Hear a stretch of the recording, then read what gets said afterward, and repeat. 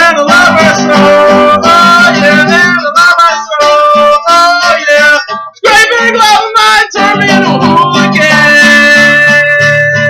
I whispered in her ear what beautiful mouth she had. She said, yeah, man, why aren't you kissing and putting a tongue in my mouth and doing stuff, and I love her so. Oh yeah, and I love her so.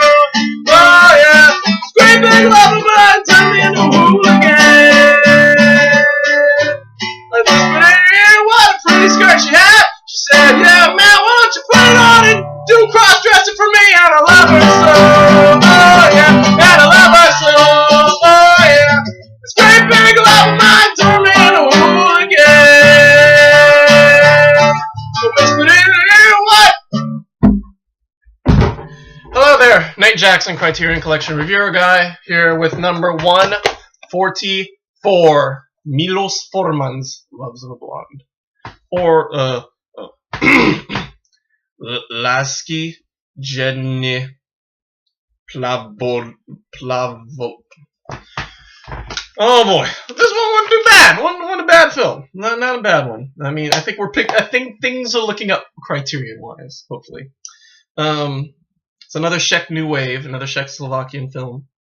The part of the Czech New Wave is from 1965, 85 minutes, pretty short film. And not much to say about it. It kind of stands on its own. Basically, it's about I'll give you my synopsis. So it's about a girl named Andula who works in a factory. I think she works in a shoe factory. And in this town, the town that they live in, there's it's like overpopulated with women. There are like 16 girls for every boy, which was going to be the other opener. But anyway, and so she has a boyfriend that she has worked in a service, is like a serviceman or something, and she wears his ring and all that. But she's really not. I don't think she's really happy with him and all that. So anyway, the town, like the governor or the mayor or something, is like really distressed by the fact that they have so many women. Or I think it's it's actually the factory owner says, talks to like the army officials and says, look, let's bring in do your maneuver, bring some military men over in our town, and we'll hold a dance and we'll try to get the the women paired up with the guys and all that. So they do it, and they have all these men come in, and they're all soldiers and all that. And they have a dance, and they have dance band and all that. But most of the soldiers are really old, and some of them are married, and they don't care. They just see it. Hey, let's get some women, So, and Andela and her friends aren't having it. They're like,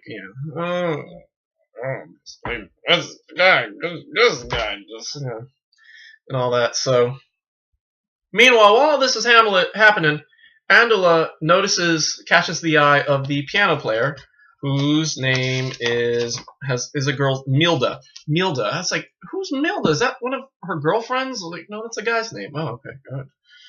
And so they start to flirt a little, and as they walk to the bathroom, and their eyes catch, and so they start talking, and he tries to get her up to his room, and he does it by at first she's really hesitant, but then he starts reading her palm, and then he he gets her in bed by practicing maneuvers on how you could keep away a man, defend yourself and all that. So there's that, and the other girls, the other soldiers are left alone and all that.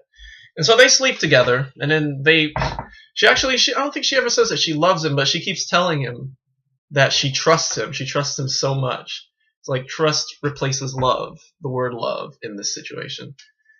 And yeah, so there's that, and so the next morning, they part ways. She goes back to work, but Milda does tell Andela that if she's ever in Prague, we should go, visit him.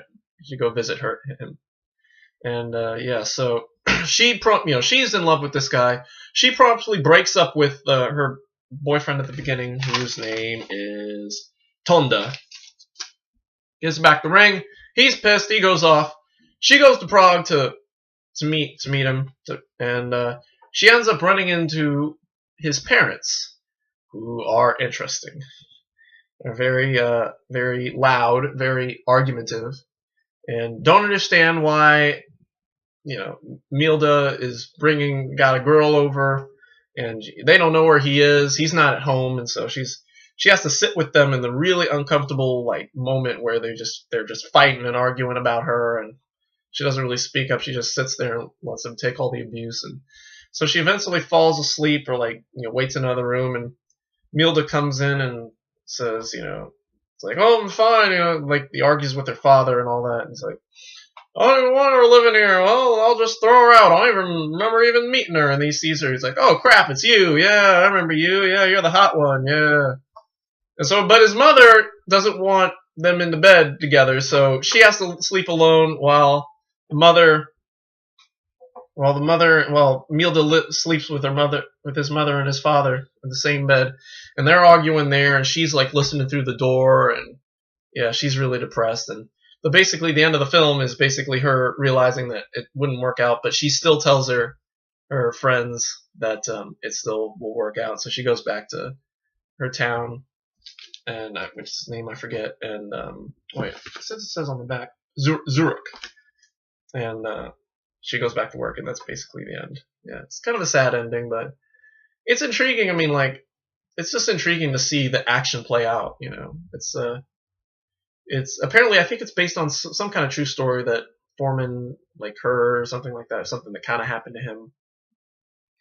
So yeah, it's always interesting to know when it's they'll hear those stories when they're kind of based on the truth and all that. So anyway, that's basically all I have to say. Foreman, it's a really, really nice film. I think the lead actress is really gorgeous. You can see her there. Hanu Brechkovu. I'm not sure exactly how to pronounce her name. Yeah, she's really pretty. She's only 18 in the film. I think her first starring role. I think she became a really big Czechoslovakian star after this movie. And hopefully we'll see her in another Criterion film. Ooh, is she in? We should check and see if she's in Fireman's Ball. That's next, and all that. So basically, that's all the film. That's all the film had. After us, no, she's not in this. The other girl's named Hana, but wait, her name ain't Hana, is it? I can't remember names. Hana. Oh, Hana. Anyway, so that's it from the movie. It's a really nice piece. It's kind of sad ending. It's kind of sad to hear the parents arguing, but so be it. Yeah, I think I'm gonna give it an A. I would give it an A-. I'm gonna give it an A.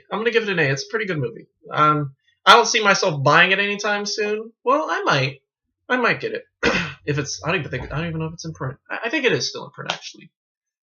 Don't quote me on that. I think the one thing that fails for me is the Criterion subtitles, though. I just hate when they translate songs and they don't rhyme. I mean, and I know, it's hard to make songs in other languages rhyme. That's fair. I'll give you that. But look what they did for Le Million. They translated the whole thing, the whole song, the whole movie's a friggin', song. And all the lines more or less rhyme, and so I was really impressed by that. Now, I don't know if that was intentional on the original part or all that, but, yeah, it's, I kind of wish it had always been like that, especially the opening song and the stupid song that they were dancing to about, I wish you were my girlfriend or something like that. So yeah, fail on Criterion's part, but the movie by itself is pretty good, pretty damn good. So, hey, good job, Foreman. Subtitles. There's a little 16-minute interview with Foreman talking about the movie and stuff like that, and some of his older films, and what brought him to Loves of a Blonde. And then there's a 5-minute deleted scene, which apparently was added to international prints when they said it was too short, and they said, I guess so it was a little slapstick scene between Milda and this other girl, and he tries to seduce her, so she tells him to go in this one window. So he goes around this building, he climbs in the window, and he's in the neighbor's room or something, and so she had tricked him, so he he runs out, he dashes out, and the police chase after him, and the husband chase after him, and yeah, it's just a stupid little scene, and I can tell why Foreman was probably a little reluctant because it doesn't really have anything to do with the plot, the story, and all that. So yeah, that's it. So good movie. Loves a Blonde. Really good movie. I'd watch it again. I might buy it. You never know. Pretty good. Check it out. And yeah, check it out. So I think as far as the Czech new wave is concerned, I mean, Shop on Main Street, Closely Watched Trains, but Loves of a Blonde. Oh yeah, this is the one you want to see. So there you go. Hey, check it. All right, and then that's it. So next we got another Foreman, Fireman's Ball, coming tomorrow. Fireman's Ball, number 145. And then after that, I'm still waiting on The Cranes Are Flying. It should be in hopefully Tuesday, and if it is, I will get to it Tuesday. Otherwise, we'll get to it probably Thursday. And then, but if we get to that Thursday, then if we get to that one Tuesday, then Thursday, I got Ballad of a Soldier. So that one's here. And then In the Mood for Love, I'm still waiting on. Hopefully we'll get to that one soon. But yeah, I really want to get to this one too because it's short, and I mean this one's pretty short too. This one's even shorter. It's only 73 minutes. So yeah, but I really want to get to this one Thursday so I can just kind of catch up. Hopefully get the next season done by hopefully by the end of June, so I can have like actually start the movies sooner than I did back in October. And yeah, so that's about the size of it. Yeah, because we're coming up to the halfway point. I think this is 145. This is 147, I think. 148. Oh, wait. 145, 140.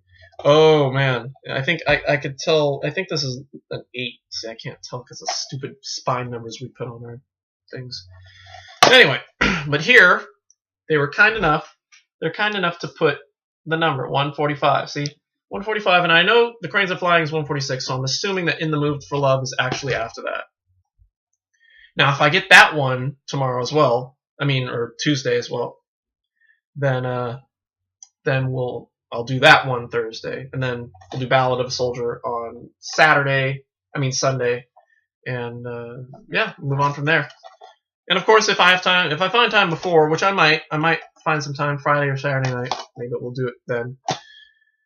And yeah, so that's it for me. Thanks for watching. Don't let your parents argue about who you want to love. If you want to love somebody or you dig somebody, you bring them on home.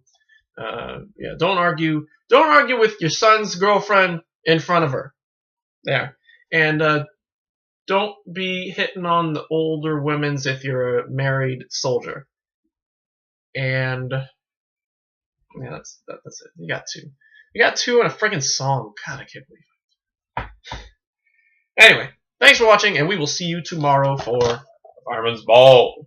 A splendid time is guaranteed for all. Or laughs, I guess. Oh, it's in color, too. 1967. Oh, man. Well, it'll be interesting. And until then, goodbye.